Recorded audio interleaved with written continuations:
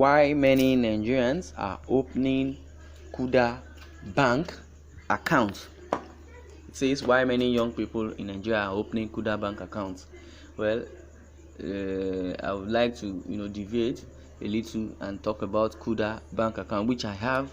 The bank is called KUDA, KUDA bank account. Well, City People reveals the two tech groups who started the bank, the KUDA bank itself. Against the yearnings and heap of complaints by banking customers, KUDA Bank has come to bridge the gap in the Nigerian financial market. The millennial bank, KUDA Bank, is the first financial institution that come close to creating a convenient platform where customers can carry out all their banking transactions without having to visit a physical branch.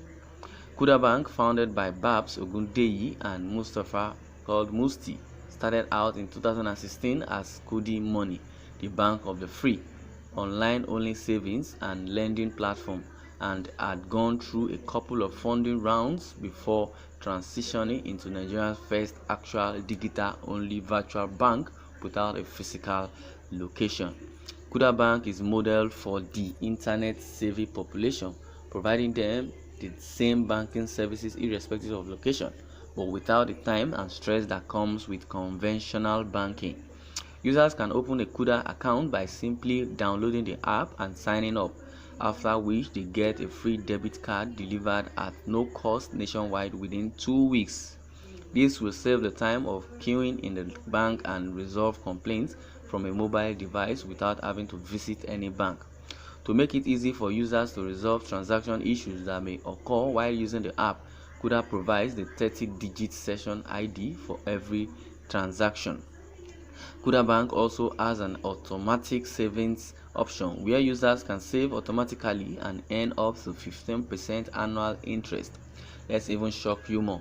KUDA Bank do not deduct any form of bank charges from your account or any of your transaction, which is true. I used KUDA also. I can testify positively to what has been said.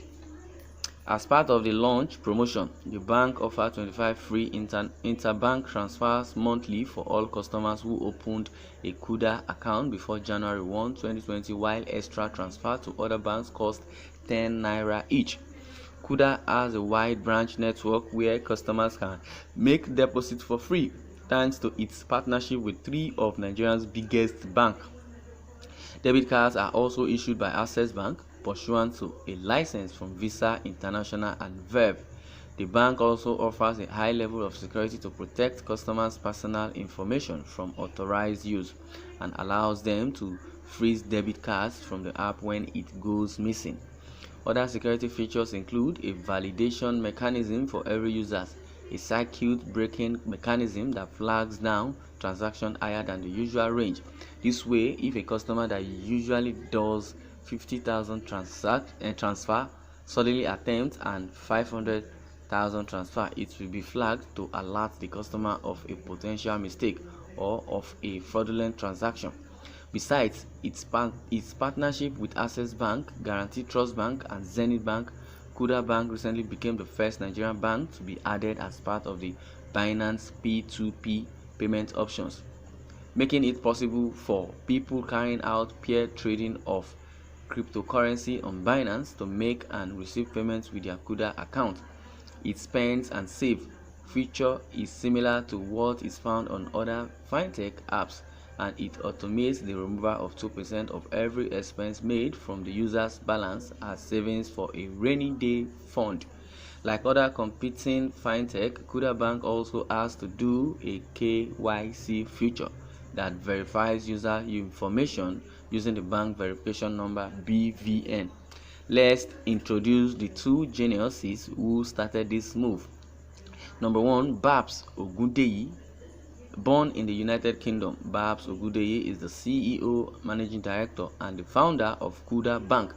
He is an expert in finance, having started his career and studied in Brunei University, London, in the United Kingdom.